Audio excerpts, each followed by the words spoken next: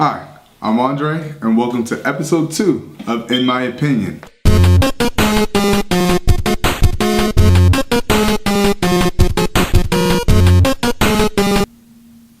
Oh, we don't have any? We don't have like a little intro thing? I keep going. Well, since we have an intro thing, we're just starting out. We're back, and of course my show, once again, is supposed to be about great technology, reviews, and things of maybe the lower end technology for the budget that isn't the biggest, because I know mine isn't right now. But like I said in the first video, I had to order this thing and it intrigued me to no end. It is not a cheap product. It is $500. So my opinion is going to be based off of the price tag, what it actually offers, real world applications, who would like it, who's going to need it. So this is not going to get too technical. I'm not going to go milliamp hours. I'm not going to go too many specs. I will say gigabytes, things of that nature. I will try to break down anything I say that I think is more than over the average Joe's head. So bear with me. I am a techie. I don't want this to be too techie.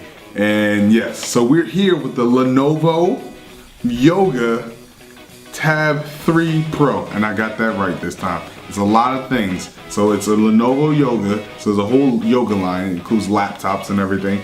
And the whole idea of that, it's flexible. It does different things. The laptops fold all the way back. The tablets have stands included that let you do different modes. And at first, I was like, hey, gimmick. Then I used it and I was like, thank you, Lenovo Yoga.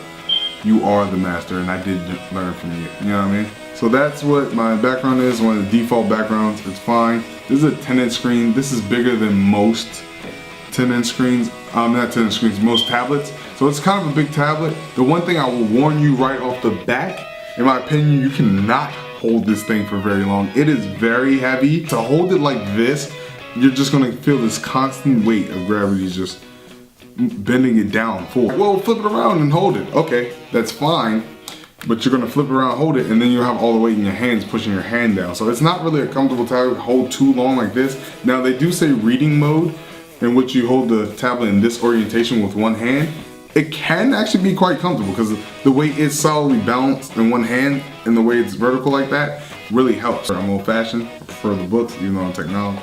I like the book feel and turning a page. But if you're one of those Kindle type like that, of course this is way out of the budget. You can find a $50 Kindle to read on. But if you wanted something more and still like to read, in my opinion, this is going to be the tablet for you. The best way to use it is how it comes with the stand. A little kickstand here that kicks out from the back. It's a release button here.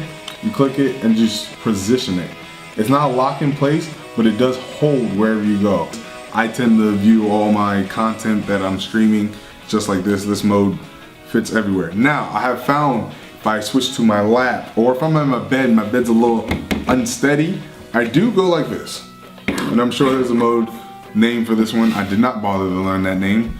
To me, it's just like, hey, this is the mode you lay it down like this, and then, oh, we got cut. Or pizza's here. Who's there? Who's there? Get this for there. Like I was saying, if you're on steady surface or you're using it in your lap, this mode right here, and it orientates itself to you very well. This is the mode you'll want to use this tablet in, and this one gives you a better base. And of course, the penultimate of this mode is because you have the projector this way. So the projector shoots out and you can angle it all the way until the projector is pointing on your ceiling. And if you think that's not awesome, I was laying on my bed, Bluetooth PS4 controller in my hand, Bluetooth to the tablet, looking up, gaming in my bed, and that is awesome. Way more awesome than a TV. And also something cool, there's a modes off to the side here where you'll actually be able to click on. So for reading, it'll give like this yellowish tinge to it. And at first I was like, oh, I don't like it. But if you're in the dark or anything like that, you got the light low on the tablet, the display low. It's actually really easy on the eyes and does help you read, so I do like that. Now the other modes are standard, which I've never used. I'll either do reading, or if it's in this orientation, I do go the vibrant. And vibrance gives all the little colors pop. Let me just say this is a great screen. It is very bright. It is a beautiful display. I've had no problems with it, no issues. The colors may not be sRGB accurate, and that's the color scale people measure accurate colors by, but it is very, very, very accurate on the colors. but they do tend to have some pop to them, like as if you have an AMOLED display. Things about the hardware you might want to know. This leather back right here is an awesome grip. It feels good. I think it's faux leather. It's probably faux leather, otherwise the tablet would be a lot more. Very good grip. And this is aluminum, guys. It's real. It feels great in the hands. It's a solidly built tablet.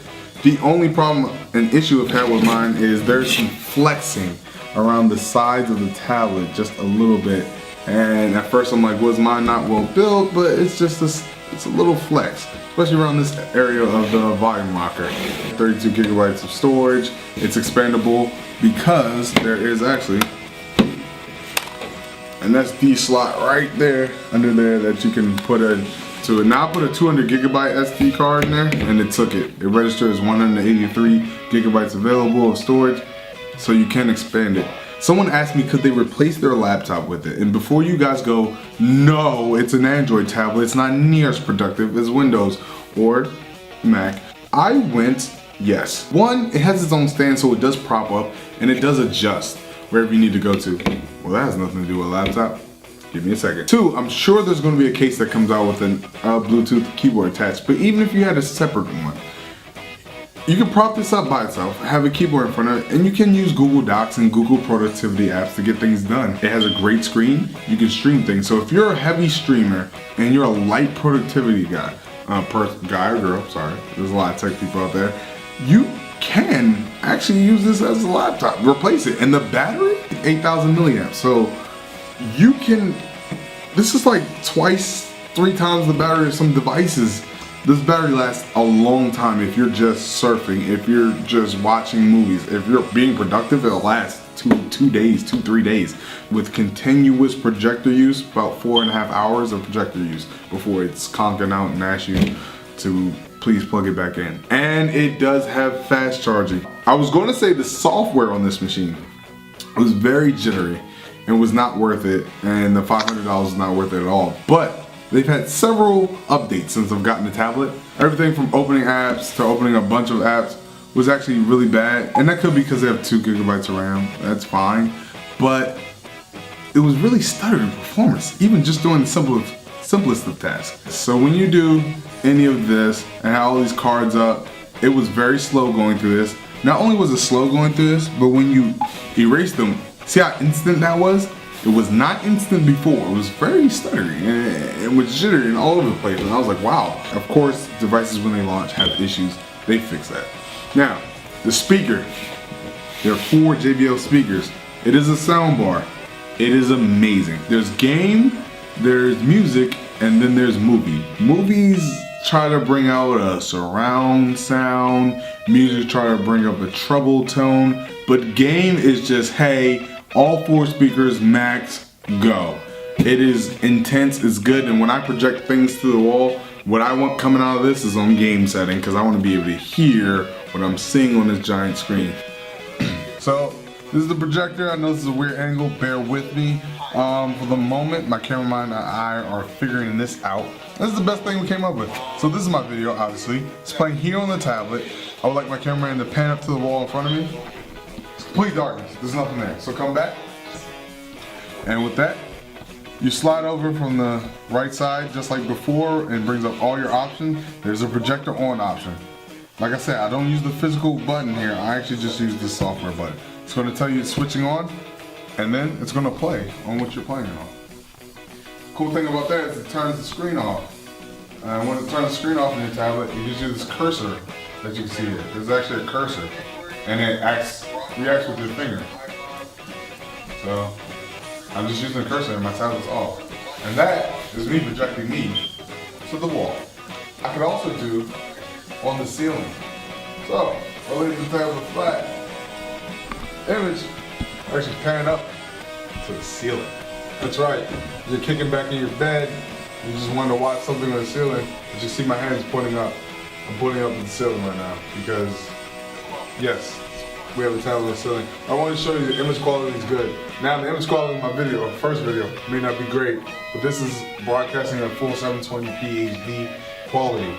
If you watch anything at all in life, ever, and you want a tablet that can do that, this is going to be your only bet, and your best bet, and Lenovo killed it. In my opinion, if you have $500 to spend, and that's no small chunk of change to most of us, yes, it is very well worth it. I mean, you have so many applications you can use this for, but it is centered around entertainment. And if you are like me, you're streaming and media consuming junkie, there is nothing more penultimate than a great screen, huge battery. I mean, a battery that actually accommodates your binging needs. Plus, you get to project no matter where you go. It's worth it in almost every case, and unless you just want simple things from a tablet, not even streaming. In that case, there's plenty of Android tablets that are $50, $100, $150 that you can get.